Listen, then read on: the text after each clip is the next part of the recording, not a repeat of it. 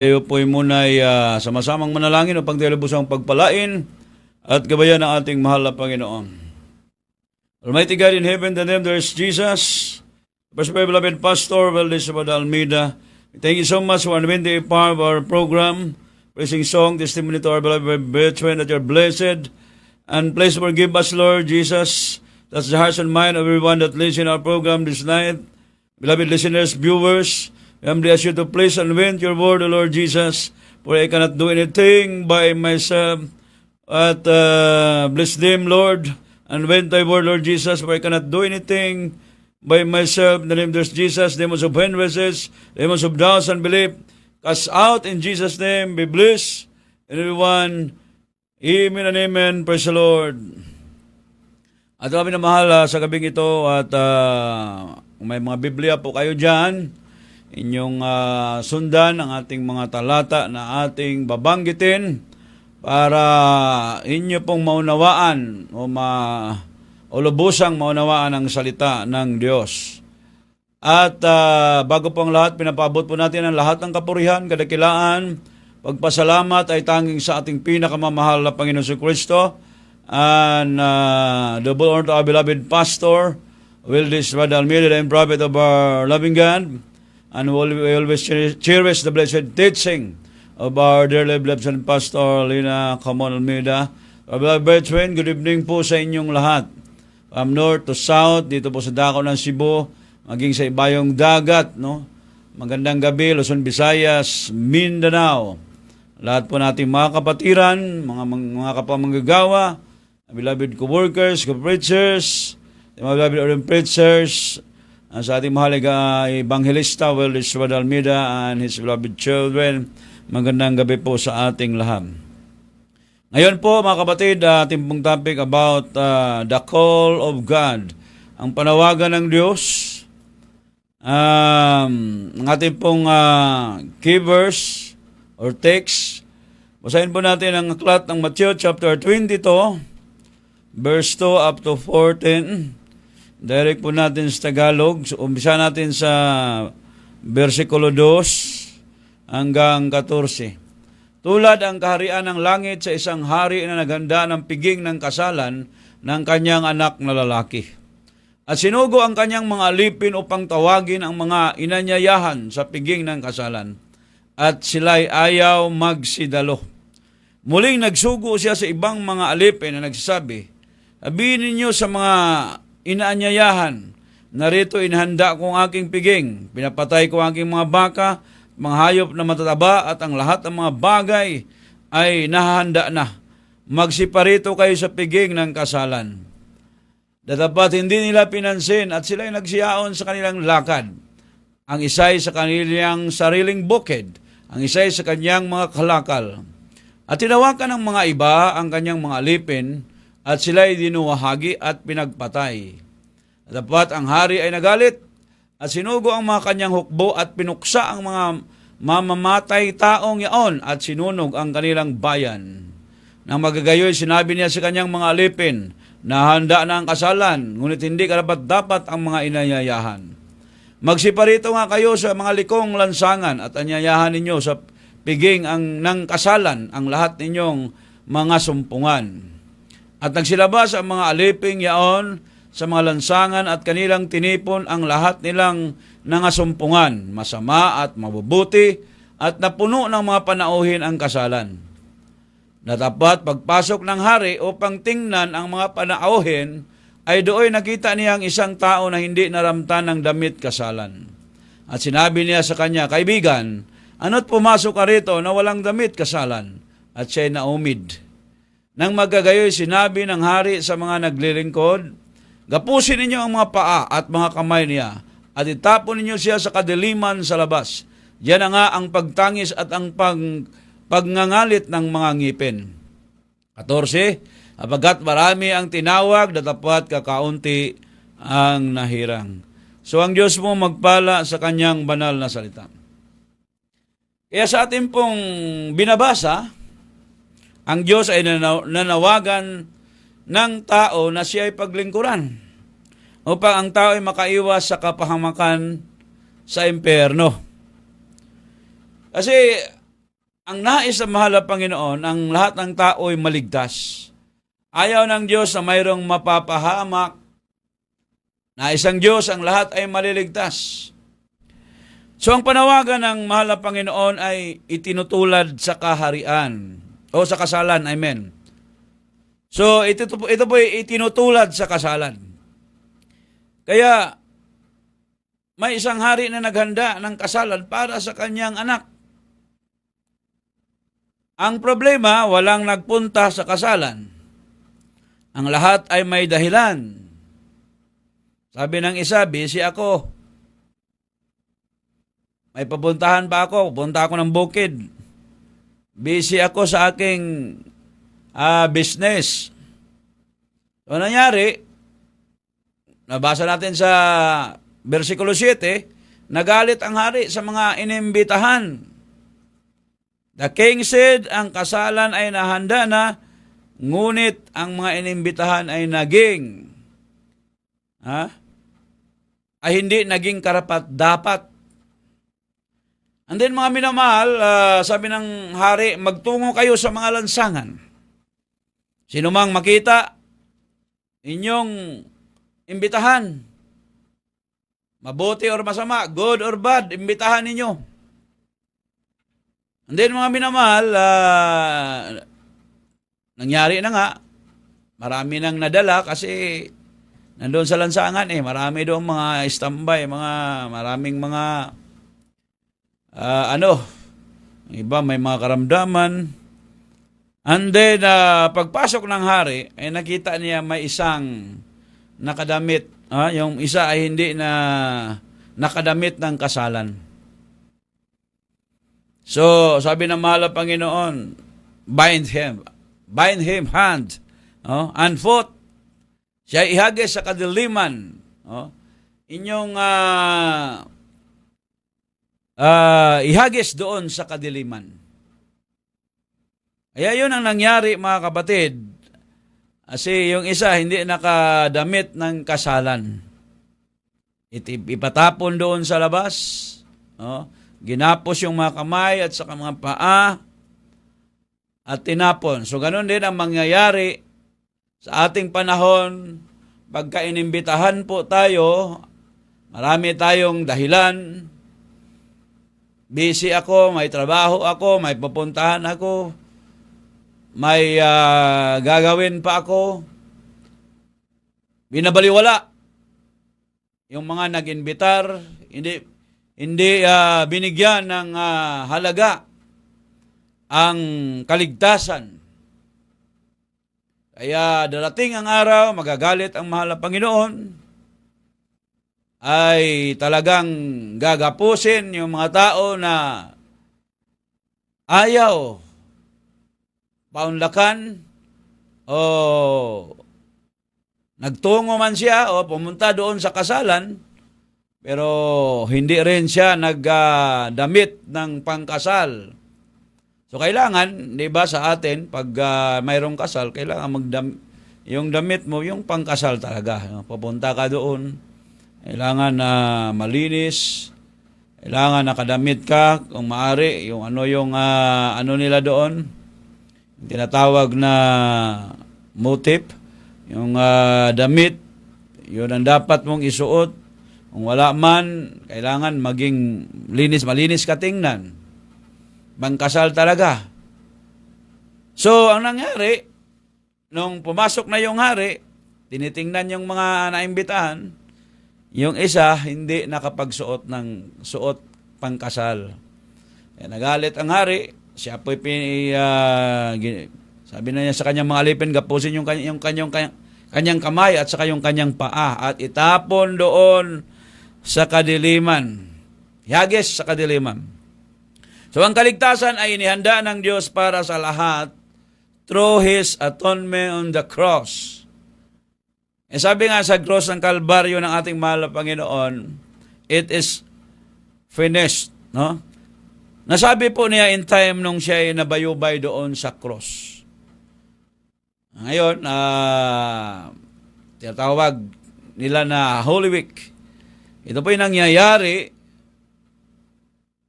ang pangyayari o nangyari sa panahon ni Jesus Christ, nung siya nabayubay doon sa cross ng Kalbaryo, ito po yung sinabi niya. Natapos na.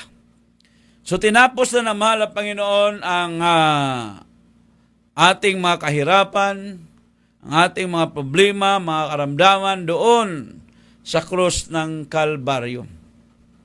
Ikaso ang tao, panay pa rin paggawa ng kasamaan dahil sabi ng Biblia, ang bunga ng kasalanan ay karamdaman. Ay ang tao pag hindi titigil sa paggawa ng kasalanan, ay talagang hindi maiiwasan magkaroon siya ng karamdaman dahil yan po ang bunga ng kasalanan. Ay ang tao pag nagsusumikap, sumunod sa banal na kalooban ng mahal na Panginoon, umiiwas sa paggawa ng kasamaan, so maaring o talagang hindi po siya magkasakit. Magkasakit man, magkaroon ng karamdaman, pero kung tatawag sa mahal na Panginoon, ay kaya siyang pagalingin ng mahal na Panginoon. Because the Bible said, I am the Lord that healeth thee. Ako ang Diyos na nagpapagaling. At tulad ng ating mahal na kapatid kanina, Sister Micaela, mayroon siyang kapatid na may karamdaman, dinala nila doon sa hospital, kasi nalayo na nga sila sa mahal na Panginoon. Sabi niya, nalayo na sila sa mahal na Panginoon, ibig sabihin, hindi na po sila dumadalo sa gawain, nanghihina po sila. Kaya nung nagkasakit yung kanyang kapatid, dinala sa hospital, at ang nangyari, wala silang pang-down. Kasi nanghingi ng down payment yung hospital, wala silang maibigay. So, naisipan nila na bumalik sa Jesus Miracle Crusade. Kasi ang tao, sabi nga ng Biblia, ang tao walang magagawa kung wala ang Diyos. Kasi pag tatakas ka o iiwan mo ang mahal na Panginoon, naglilingkod ka na sa mahal na Panginoon, tapos iniiwan mo siya, doon ka muling bumalik sa iyong paggawa ng mga bagay na hindi ka iaya sa mahal na Panginoon, hindi ka na nagpupuri, hindi ka na nagsasamba, hindi ka na nagpapasalamat sa mahal na Panginoon, ay talagang pagdating ng karamdaman, hindi ka na didinggin ng mahal na Panginoon. Yun ang nangyari, dinala sa hospital, nahingi ng down payment yung doktor, subalit walang maibigay, kaya naisipan bumalik. Buti na lang, napakabait ng mahal na Panginoon. Ang mahal na Panginoon na laging bukas yung kanyang palad sa mga taong nawalay sa Kanya at bumalik sa Kanya. Ang mahal na Panginoon ay bukas palad na ang taong yaon ay tatanggapin. Kaya tinanggap sila ng mahal na Panginoon. So pinapanalangin, ay yung pangalan lamang mga kapatid, yung sinulat, pinapanalangin ng mga righteous, mga matuwid na tao sa pangunat-dalangin ng mga taong nilangisan ng mahal na Panginoon. Aming mahal na Pastor Wildy Suada Almeida, so gumaling yung kanyang kapatid na walang gamot na tinetek. So, ganun po ang dakilang Diyos. Kaya huwag mo nang gayahin ang kanyang ginawang pagpapakahirap. So, maraming gumagaya. Kahapon, maraming gumagaya. Doon sa mga daanan, makikita mo, mga minamahal, nagdadala din po ng cross. Pero kaso, parang palabas lamang Parang nagbablog lang. Gumagawa lang ng content. Mayroon pa daw yung nagpasa ng cross. And then mayroong tagadala ng yung inuming nakalalasing. Iwan ko kung totoo yun. Nauhaw na daw yung nagdala ng cross, so pinainom. So, biglang lumakas kasi nakainom na. Iwan ko lang kung nakalalasing ba yun o tubig ba. O parang nagbibiro lang O nagpaparami lang ng views. So, hindi po dapat ganon mga kapatid. So, hindi po biro ang ginawa ng mahal na Panginoon. Kaya hindi po natin pwedeng gayahin yun eh. Wala naman sa Biblia na magpasan tayo ng cross. Ang sabi ng Biblia, take up your cross daily. Daily yun eh. Kung magpasan ka ng cross daily, yung kahoy na talagang cross talaga, literal na cross, ano kaya ang mahinat na ng tao pag ganun yung kanyang ginagawa, araw-araw nagpasa ng cross? Tatagal ba kaya yung tao na yon? So hindi po tatagal, mga minamahal. Talagang mahirapan ka kasi daily, araw-araw ang sabi ng Biblia eh. Ibig sabihin, hindi po literal yun na cross sa pasanin mo. So, sa mga Kristiyano o mga naglilingkod sa mahal na Panginoon, so mayroon talagang cross yan araw-araw. Pinapasan. Tulad ng minsan may mga pagsubok, mga problema, minsan may mabibigat na mga pasanin, yung mga loved ones na pasaway. So, biblical eh. Wala tayong magagawa. Pero sabi ng mahal na Panginoon, siya po'y handang tumulong at kaya niyang pag-aanin yung ating mga pasanin. Pag nanalangin tayo, mabigat, sabihin mo na parang natabunan ka ng mundo, ikayang pag-aanin niya ng mahal na Panginoon. Eh sabihin mo na parang susuko ka na pagod ka na. Yung iba nga gusto nang magpakamatay eh. Magbibigti na dahil sa bigat na kanilang pinapasan. Pero pag nagdilingkod ka sa mahal na Panginoon, ang Diyos ay handang tumulong. Sabi ng mahal na Panginoon, kayang-kaya niyang pag-aanin yung ating mga pasan. Kaya huwag po natin gayahin yon. Kasi pwede natin, maraming gumagaya pero hindi naman nila kayang magpakamatay sa cross. Hindi pwede yon. Kung gayahin mo man na magpasan ka ng cross, magpakamatay ka na lang din. Kung kaya mo. So hindi mo kaya yan eh. Bilang tao, hindi natin kaya yan. Magpakamatay ka dahil sa iyong kapwa.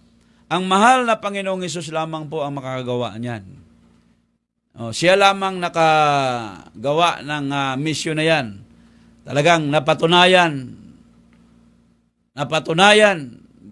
yakasulat sa banal na kasulatan, during this time, talagang buong daigdig nalalaman na yung kanyang ginagawa. Kaya ang tao'y mahal ng Diyos. Ginawa ng mahal na Panginoon yung pagpasa ng cross at pagpakamatay because of love for all. Dahil inaibig po niya ang lahat. For God so loved the world that He gave His only begotten Son, that whosoever believeth in Him should not perish, but have everlasting life. Kaya sa Biblia, mayroong yung binasa natin kanina, yung first invitation para sa mga Diyos. Pero hindi po sila sumunod. Yung second invitation, tayo ngayon. Tayo yung inimbitahan ng ating mahal na Panginoon. Napakaganda ng layunin ng mahal na Panginoon sa ating mga buhay. Ayaw ng mahal na Panginoon na tayo maging relihiyoso lamang. Gusto niya na tayo maging anak niya. Kasi pag relihiyoso ka lamang, so hanggang relihiyon ka lang. Sunod-sunuran ka lang sa leader ng relihiyon. Anong pinapagawa, yun ang gagawin mo. Kahit masama, ginagawa mo. Hindi katulad ng sumunod ka sa mahal na Panginoon. Anong pinapagawa ng mga mahal na Panginoon, yun ang susundin mo. At isang tiyak na bagay, maging anak ka ng Diyos dahil taga-sunod ka. Ano man yung pinagagawa ng mahal na Panginoon, sinusunod mo. So, parang alipin ka ng katuwiran. Hindi ka na naging alipin ng kasalanan. Because ang tao pag nang-alipin ng kasalanan, sunod-sunuran siya sa kasalanan. Sabi nga ng Biblia, but as many as receive Him, to them give power to become the sons of God, even to them that believe on His name. Sons and daughters of God. In John chapter 1 verse 12. So maging anak ka ng Diyos. tagapagmana ng buhay na walang hanggan. Dito sa ating binabasa, mayroong balikan natin yung isang taong hindi nakadamit ng kasalan. So, may isang hindi po, ibig sabihin hindi naka-uniform, hindi nakadamit ng kasalan, yung lalaki, ibig sabihin marumi siya. Maruming damit means kasalanan. Kaya mga kapatid, at kailangan ng tao ay magsisi. Magsisi sa kanyang mga kasalanan, talikuran yung kanyang mga kasalanan. Ganon din kami dati mga minamahal, makasalanan din sa harap ng ating mahal na Panginoon. Sabi nga ng Biblia, it is written, there is none righteous, no, not one. And then, sabi ng Romans chapter 3 verse 23, for all have sinned and come short of the glory of God. Lahat ay makasalanan. Basahin natin sa Tagalog, sapagkat ang lahat ay nangagkasala nga at hindi nakaabot sa kaluwalhatian ng Diyos. Kaya lahat ay makasalanan. Kami din dating mga makasalanan. Kaya nung kami lumapit sa mahal na Panginoon, pinagsisihan namin yung mga kasalanan, hindi na binabalikan. At patuloy na naglilingkod sa mahal na Panginoon hanggang sa mga oras na ito. Sabi ng Biblia, all our righteousness are as filthy rags. At tulad lamang ng basahan, yung ating katuwiran. Ay hindi na po tayo dapat mga tuwiran sa mahal na Panginoon. Sabi ng mahal na Panginoon, come now, though your sins are scarlet, they shall be as white as snow. So kayang paputiin niya ng mahal na Panginoon. In Isaiah chapter 1 verse 18. Kahit gaano kapula ang iyong kasalanan. Kaya sabi ng Isaiah 1:18 sa Tagalog, magsiparito kayo ngayon at tayo magkatuwiranan, sabi ng Panginoon. Bagaman ang inyong mga kasalanan ay maging tila mapula, ay magiging mapuputi na parang niebe. Bagaman maging mapulang gaya ng matingkad na pula, ay magiging parang balahibo ng bagong paligong tupa. So ano po ang gawin natin para maligtas? Paano tatanggapin ang kaligtasan? O paano po tayo mabibihisan? Kaya sabi nga ng Galatia, Kapitulo 3, Galatians chapter 3, verse 27, basahin po natin. Apagkat ang lahat na sa inyo ay binabautismuhan kay Kristo, ay ibinihis si Kristo. So kailangan po pala ng tao na mabautismuhan sa pangalan ni Yesu Kristo para ibihis, ibinihis si Kristo. So, magbabago na ang buhay ng tao.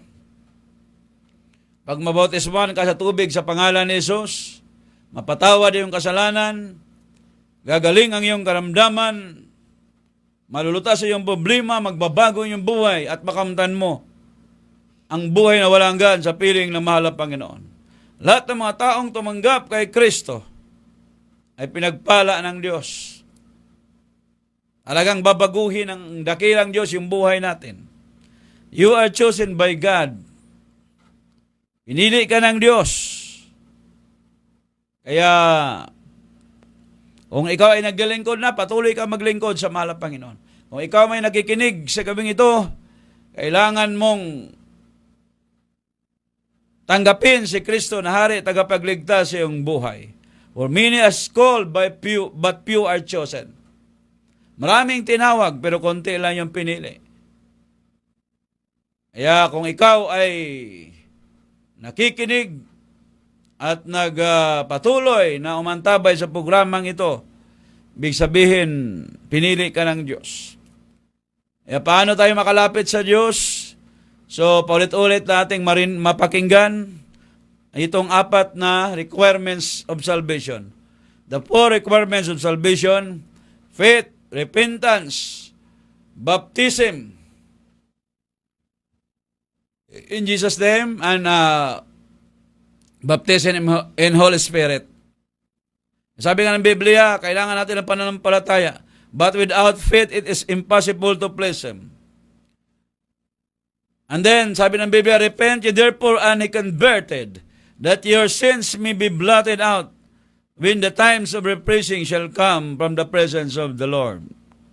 In Acts chapter 3, verse 19. And then sabi ng Acts 38, baptize and every one of you in the name of Jesus Christ for the remission of sin, and you shall receive the Holy Ghost.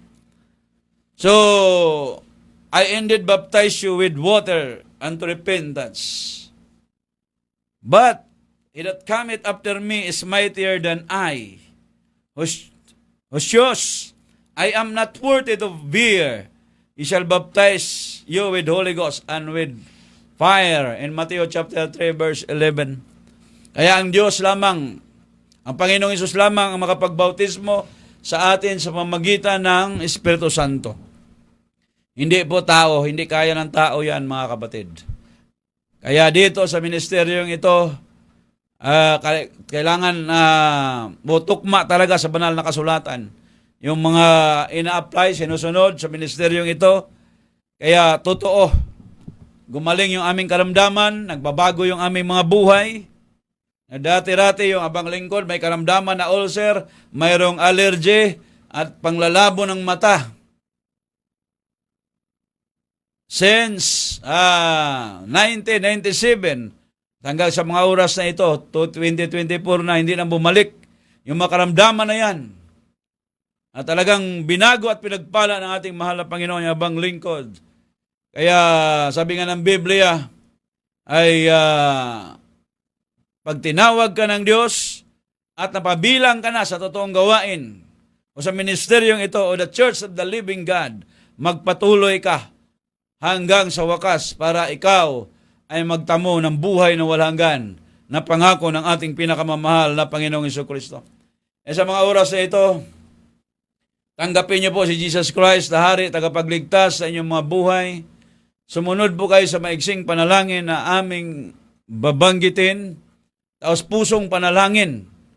Tanggapin niyo si Jesus Christ na Hari at tagapagligtas ng inyong mga buhay. Mag-pray po tayo, sabihin po natin, dakilang Diyos, amang banal, sa pangalan ni Jesus, narito pa ako isang taong makasalanan, taos pusong nagsisisi, mula na ako'y magkaisip hanggang sa mga oras na ito. Tinatanggap kita bilang Diyos, Hari at tagapagligtas sa aking buhay. Gawin mo akong tunay na Kristiyano sa isip, sa puso, sa gawa, sa katotohanan. Iligtas mo po ako, mahal na Panginoon, 10 ng aking mga mahal sa buhay. Isulat mo aking pangalan sa aklat ng buhay. Sa pangalan ni Jesus na aking tinanggap. Amen. Ako naman po'y manalangin sa inyo, O dakilang Diyos, amang banal, ang pangalan ng pinakamamahal na Panginoon Jesucristo. Ito po mga kaluluwang tumanggap sa isang gabing ito, patawarin mo sila. Isulat mong pangalan sa aklat ng buhay. Gawin mong tunay na Kristiyano sa isip, sa puso, gawa at sa katotohanan. In Jesus' name we pray. Amen and amen. Praise the Lord.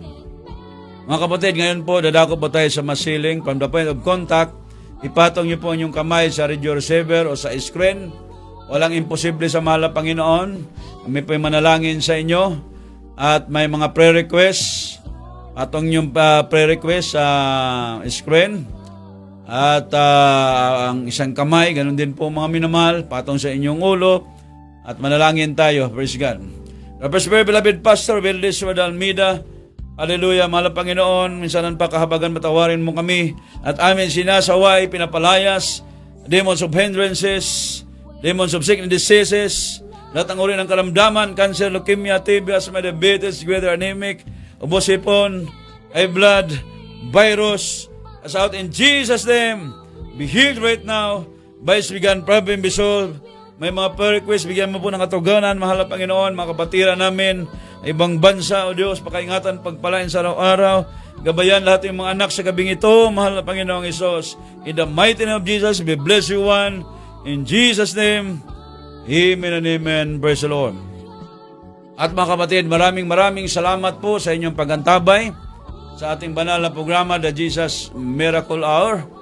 At kami po ay pansamantalang nagpapaalam, yabang lingkod, Brother Joshua Dominguez, kasama natin beloved technician Rosemar Talmaylo, nagsasabing, we love you so much, but our dearest Jesus, love us more,